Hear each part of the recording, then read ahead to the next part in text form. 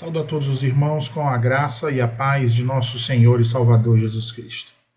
Meus irmãos, muito bom dia.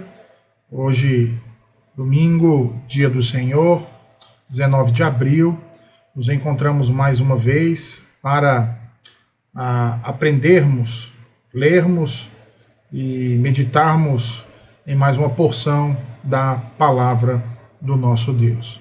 Hoje nós daremos continuidade à exposição da Epístola aos Romanos.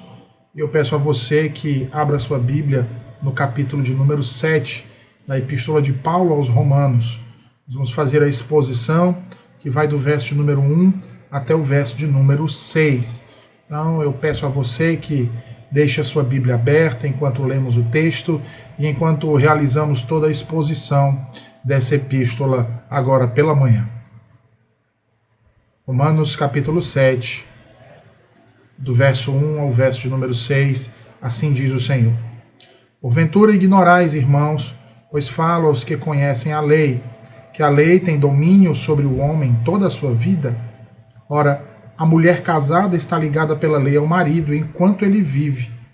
Mas se o mesmo morrer, desobrigada ficará da lei conjugal. De sorte que será considerada adúltera se vivendo ainda o marido unir-se com outro homem. Porém, se morrer o marido, estará livre da lei, e não será adúltera se contrair novas núpcias. Assim, meus irmãos, também vós morrestes, relativamente à lei, por meio do corpo de Cristo, para pertencerdes a outro, a saber, aquele que ressuscitou dentre os mortos, a fim de que frutifiquemos para Deus. Porque quando vivíamos segundo a carne, as paixões pecaminosas postas em realce pela lei operavam em nossos membros, a fim de frutificarem para a morte. Agora, porém, libertados da lei, estamos mortos para aquilo a que estávamos sujeitos, de modo que servimos em novidade de espírito e não na caducidade da letra. Senhor Deus, tua palavra foi lida e será pregada, proclamada aos nossos corações nesta manhã do teu dia santo. Abençoa-nos, Senhor, dando-nos o devido entendimento de toda a tua verdade e ajuda-nos a aplicar a tua verdade às nossas vidas. Que possamos viver para a tua glória, Senhor, e que o teu nome seja exaltado em cada uma de nossas atitudes. Que o teu evangelho não fique apenas guardado em nosso coração, mas que transforme todo o nosso ser e que isso ocorra para a tua glória. Perdoa, Senhor, os nossos pecados, nos livra do mal e nos abençoa, em nome de Jesus. Amém e amém. Meus irmãos, provavelmente muitos de vocês devem ter assistido um filme chamado John Carter, Entre Dois Mundos. Esse filme foi inspirado num conto do escritor Edgar Rice Burroughs, sob o título de Uma Princesa de Marte. O filme narra a história de um veterano configurado da Guerra Civil Americana que se esconde em uma caverna depois de ser perseguido por índios apaches e de lutar com um Thurn. Acorda misteriosamente em Marte, chamada pelos seus habitantes então de Barzum. Carter é um personagem oprimido que sofre com a perda de sua esposa em amargura sem fim, até se apaixonar pela princesa humanoide daquele planeta, Dejah Thoris. Mas para ficar com a bela princesa, Carter terá que primeiro ajudá-la a salvar seu mundo, que vive uma guerra civil. Ao se envolver, Carter então é enviado de volta ao seu planeta natal, a Terra, sendo que a única forma de retornar aos braços de sua amada e ao seu novo país, ao seu novo planeta, é então passar pela morte. Meus irmãos, no texto que nós acabamos de ler, o apóstolo Paulo continua discutindo acerca do tema da justificação. No entanto, desta vez, ele não está procurando responder às objeções como nos capítulos anteriores, conforme nós vimos. Na verdade, Paulo procura mostrar nesse capítulo, como o homem pode se livrar do pecado, da condenação e da morte. Feito esse quase impossível de ser realizado. Observe que, uma vez que o pecado é a transgressão da lei, e todo homem é pecador, e a Bíblia também nos diz que o salário do pecado é a morte, como então podemos escapar de tão grande condenação? Como podemos ter esperança de salvação em uma situação como essa? Observe que a resposta que Paulo nos dá é a de libertar-se da lei. Mas como fazer isso? Paulo vai dizer, morrendo. Por quê? Porque a lei, meus irmãos, domina sobre o homem toda a sua vida. Esse é o primeiro ponto que trataremos hoje, e eu peço a você que me acompanhe na leitura novamente do verso de número 1. Diz assim: porventura ignorais, irmãos, pois falo aos que conhecem a lei, que a lei tem domínio sobre o homem toda a sua vida. Paulo presume que todos os seus leitores eram conhecedores da lei de Deus. Observe que quando ele diz porventura ignorais, ele faz um apelo à evidência citado em sua fala, usada entre parênteses, quando ele diz, pois fala aos que conhecem a lei. O seu intuito com o termo, perceba, não é o de causar uma restrição, mas evidenciar o conhecimento que todos eles já possuíam da lei. A pergunta que nós fazemos diante disso, então, é: que lei era essa que todos eles conheciam?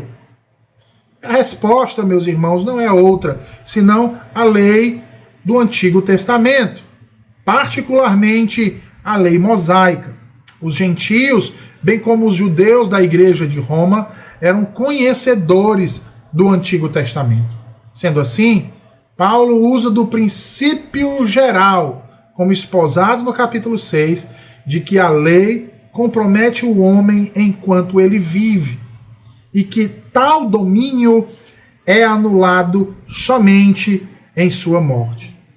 Observe que, para exemplificar sua proposição, o apóstolo Paulo desenvolve essa imagem por meio da figura do casamento, como nós podemos observar nos versos que se seguem, 2 e 3.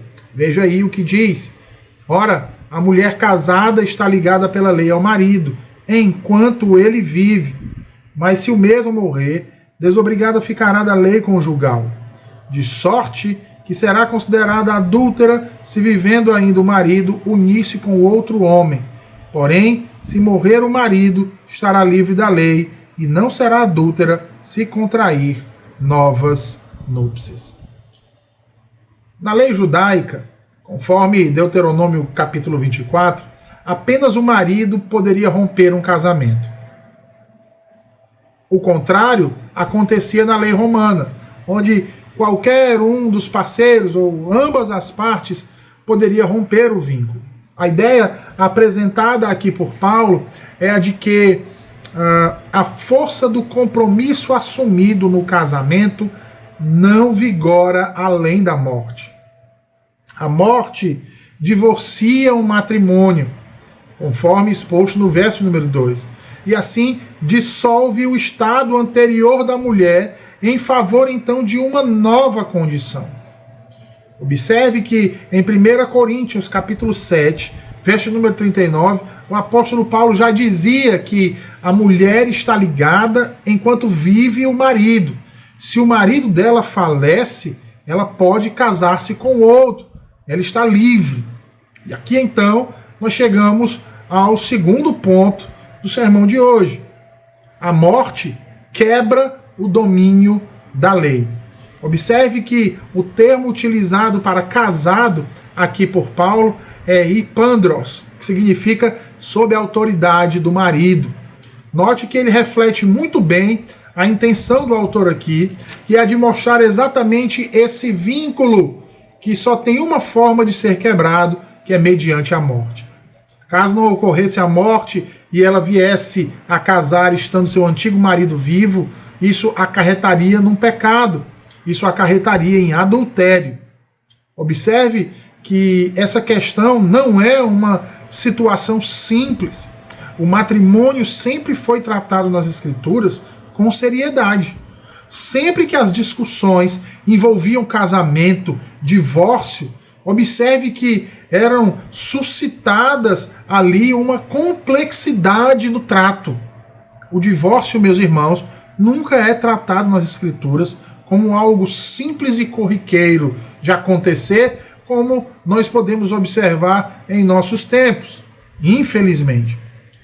Veja, no primeiro século só havia um modo em que a mulher estaria livre para se casar novamente: a morte de seu marido. Se ela viesse a casar com outro, estando seu marido ainda vivo, isso não lhe concedia um salvo-conduto de liberdade do marido anterior. Não lhe concedia um salvo-conduto para se casar com outra pessoa. E o fato dela casar-se com outro não significava que o marido anterior havia deixado de existir. Pelo contrário. Se isso acontecesse, veja o que diz o verso número 3. Ele diz: de sorte que será considerada adúltera se vivendo ainda o marido unir-se com outro homem. Agora perceba o argumento de Paulo e a razão do uso dessa figura. Nós não temos como nos separar do pecado, da condenação e da morte de outra forma. Eu não tenho como me separar deles, por exemplo, em obediência à lei. Ora, não é porque alguém passou a obedecer à lei, a fazer o que a lei manda, praticando boas obras, que isso vai fazer com que ela se separe da culpa do pecado, da condenação e da morte. Isso é o que Paulo chamou de adultério. E por quê? Porque você continua casado com o pecado, a morte e a condenação eterna. Todas as vezes que o homem procura se livrar e terminar com esse casamento, em se livrar desse marido, acaba se dando conta de que continua casado, continua ligado a ele. E é por causa disso, então, que a lei o acusa e a morte reina. Ah, irmãos, todo homem e mulher já nasce casados com a morte. Nenhum ser humano jamais conseguiu obedecer à lei. E por quê, meus irmãos? É para nos mostrar que a lei nunca foi e nem será o meio que nos conduz à salvação. A lei, meus irmãos, na verdade, nos conscientiza do nosso pecado. A lei, meus irmãos, condena o pecador. A lei define a transgressão. A lei produz ira em todo aquele que pega. A lei revela o pecado e não a salvação. Por isso, a justiça de Deus foi revelada no Evangelho. É por isso, e ele diz ainda no verso 3, veja, ele diz: porém, se morrer o marido, estará livre da lei e não será adúltera se contrair novas núpcias. Aqui, meus irmãos, nós precisamos discernir a linguagem que é utilizada pelo apóstolo Paulo. E por que isso? Porque se não discernirmos, se não compreendermos a linguagem que Paulo utiliza aqui, nós podemos engendrar por um caminho difícil e contraditório. E diante disso, nós precisamos então nos perguntar onde Paulo quer chegar com essas palavras. Alguns têm a ideia de que Paulo está defendendo de maneira análoga uma ideia de liberdade, ou melhor dizendo, uma ideia de libertação da lei.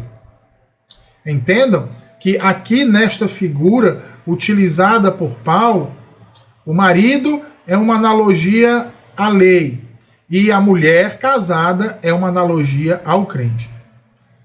Por enxergarem isso, logo eles deduzem que a lei foi abolida para os cristãos e o único absoluto que persiste então é o mandamento do amor. Eles tomam versos como o verso 4 do capítulo 10 da Epístola aos Romanos, em que Paulo vai dizer que o fim da lei é Cristo, e o verso 14 do capítulo 6, do fato de que não estamos debaixo da lei, tomam essas declarações como se elas estivessem afirmando que a lei foi anulada.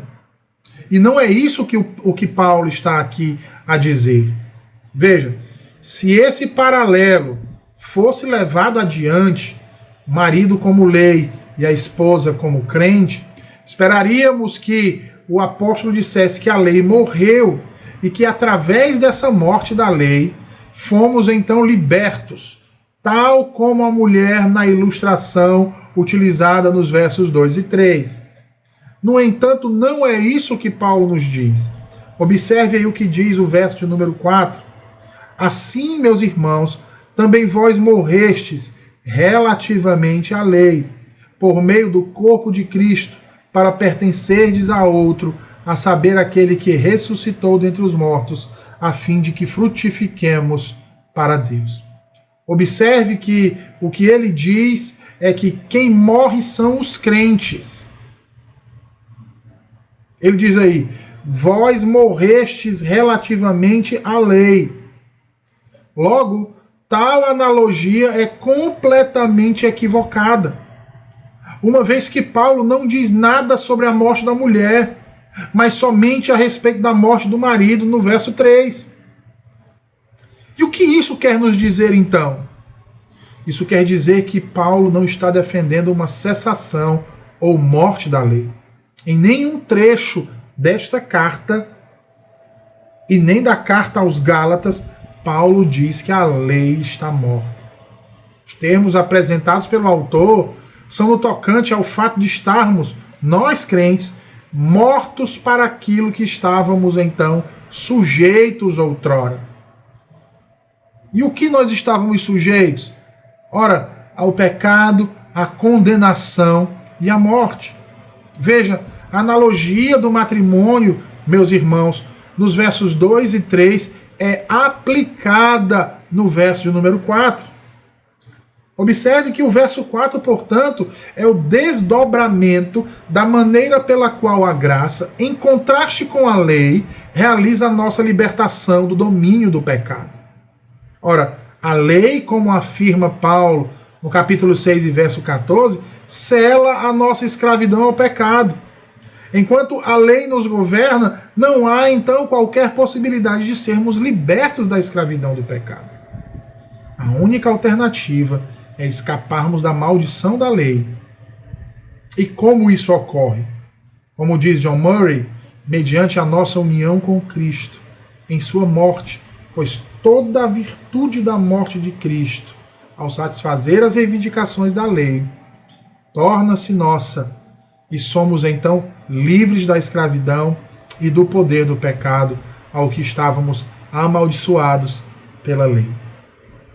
Como diz Paulo em Gálatas 3,10, maldito todo aquele que não permanece em todas as coisas escritas no livro da lei para praticá-las.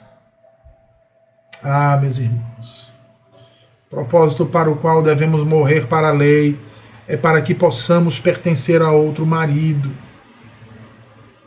a saber, o nosso Senhor e Salvador Jesus Cristo. Meus irmãos, ninguém se casa para viver dissolutamente.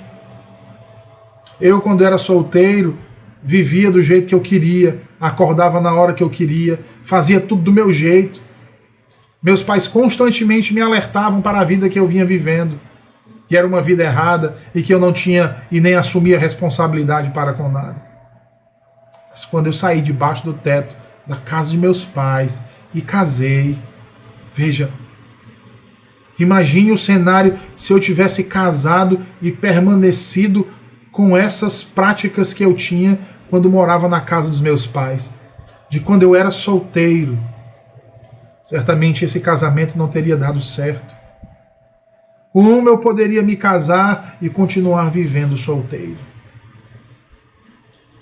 Veja, relacionamento, meus irmãos, demanda compromisso e não a anulação dele. O mesmo se aplica, meus irmãos, a isso que Paulo está nos ensinando hoje aqui. Veja aí o que diz o verso de número 5 e verso de número 6. Porque quando vivíamos segundo a carne, as paixões pecaminosas postas em realce pela lei operavam em nossos membros a fim de frutificarem para a morte. Agora, porém, libertados da lei, estamos mortos para aquilo a que estamos sujeitos, de modo que servimos em novidade de espírito e não na caducidade da letra. E aqui chegamos ao terceiro e último ponto do sermão dessa manhã, que diz: libertados da lei, mortos para o pecado. Paulo, nestes 2 versos, estabelece uma antítese radical entre carne e espírito, entre a velha e a nova vida. Observe a expressão que ele usa: quando vivíamos e mais agora. Veja que Paulo tem um cuidado especial em reservar o lugar da lei em cada uma delas. Ora, na antiga vida, veja aí, quando vivíamos segundo a carne, nossa rebelião à lei fazia com que colocássemos nossas paixões em realce. Assim, os frutos que produzíamos eram frutos de morte. Veja aí o que ele diz: quando vivíamos segundo a carne, as paixões pecaminosas postas em realce pela lei operavam em nossos membros a fim de frutificarem para a morte. Mas agora, meus queridos, na nova vida, agora regenerados, né? Mortos para aquilo que nos prendia, a lei, fomos libertados para que, em consequência disso, longe de sermos livres para pecar, estejamos agora livres para servir, não mais como escravo das nossas paixões de outrora, mas para servirmos agora a Cristo através do novo modo, mediante o Espírito santificador do Senhor. A distinção que Paulo tem em mente aqui, então, quando ao final do verso 6, veja, ele diz: sujeitos de modo que servimos em novidade de espírito e não na caducidade da letra. Quando ele usa esse aforismo entre letra e espírito, o intuito dele é o de contrastar a antiga e nova aliança. O antigo código escrito em tábuas de pedra e agora reescrito não mais em tábuas de pedra, mas em corações de carne dos homens que foram vivificados pelo poder do Espírito mediante o sacrifício de Jesus Cristo. Outrora, como velho homem, éramos dominados pelo tenebroso quarteto, como diz o Dr. John Stott: carne, lei, pecado e morte. Mas agora, como novas criaturas em Cristo Jesus, vivemos em novidade de vida, livres para servir e não livres para pecar. O Espírito guia os crentes para viverem vidas de gratidão pela salvação recebida como produto da soberana graça de Deus. Esse é o cumprimento da profecia de Jeremias 31 a 34, tanto na vida dele, Paulo, quanto na de todos os seus destinatários, bem como nas nossas próprias vidas. Meus irmãos, como nós podemos ver hoje, o Senhor nos libertou da morte para que vivamos em novidade de vida. O Senhor nos libertou da carne, do pecado e da morte, para que vivêssemos no Espírito, em santidade e retidão, assim como o nosso bendito Salvador. Pedro nos diz em sua primeira carta que devemos ser santos, segundo é santo aquele que nos chamou, santificando todo o nosso procedimento. Infelizmente, existem muitas pessoas dentro das igrejas hoje que ignoram esta ordenança de Pedro. Estes querem as bênçãos de Deus, mas não querem se sujeitar ao Deus das bênçãos. Geralmente, estes vivem uma vida dupla, vivem um verdadeiro dualismo. São uma coisa dentro da igreja e outra coisa quando põem os pés fora dela. Mas há também aqueles que já não vivem mais nesse dualismo, que na verdade já abriram mão disso e hoje vivem indignamente, tanto fora da igreja como dentro da igreja. Pessoas que agem de maneira irreverente, despudorada e com incredulidade. Pessoas que ignoram até mesmo o significado e a realidade do ajuntamento solene, da santa convocação, da reunião do povo santo de Deus. Vejam, Deus se manifestou de maneira surpreendente e gloriosa ao seu povo no deserto. Josué, dando continuidade à peregrinação até Canaã, até a terra prometida, pôde perceber a manifestação divina do passear de Deus no meio do povo, atrelando a isso a implicação de uma vida de santificação. Assim, o que Josué estava colocando, como disse Van Groningen, era que Deus ordenava ao seu povo uma purificação pessoal e até física como demonstração de submissão ao Deus da aliança. E por isso, esses rituais de lavagens e banhos físicos eram um compromisso assumido pelo seu povo para uma vida santa, de acordo com a vontade do Deus que os libertou, que os salvou e que os conduz para a terra prometida.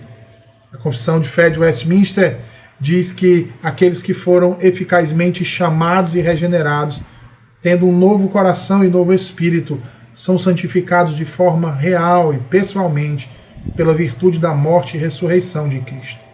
São santificados pela sua palavra e por seu Espírito que neles habita, tendo domínio de todo o corpo do pecado destruído, as concupiscências enfraquecidas e mortificadas.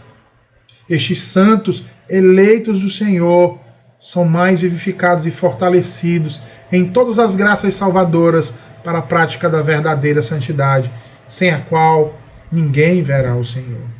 Sendo assim, meu querido irmão, minha querida irmã, que hoje me escuta, se Cristo te salvou e você crê nisso, você precisa viver em conformidade à sua palavra. Você precisa procurar viver de maneira que o nome de Cristo seja glorificado por suas atitudes, por suas ações, em seus pensamentos, em seu conhecimento. Não há outra forma de assim fazê-lo, meus irmãos, senão, como diz Paulo, nos despojando do velho homem. Então, mortifiquemos, queridos irmãos, o velho homem, a velha natureza, e procuremos viver em santidade e retidão para a glória de Deus. Que o Senhor nos abençoe. Vamos orar? Senhor Deus bendito, mais uma vez nos chegamos à Tua presença por meio da oração para Te agradecer, Senhor, pela Tua palavra pregada nesta manhã aos nossos corações. Nos ajuda, Senhor, a vivermos por Tua verdade, para que em tudo que façamos, quer comamos, quer bebamos, façamos tudo para a Tua glória. Que o Teu nome seja exaltado, Senhor, e que sejamos santos como Tu és santo. Transforma-nos, Senhor, pelo poder da Tua palavra. Consola-nos, Senhor, e guia-nos ao correto entendimento das Tuas verdades, por meio do Teu Santo Espírito que habita em nós. Perdoa-nos, Senhor, as nossas falhas e nos sustenta com a Tua destra. Em nome de Cristo Jesus é o que te oramos. Amém e amém.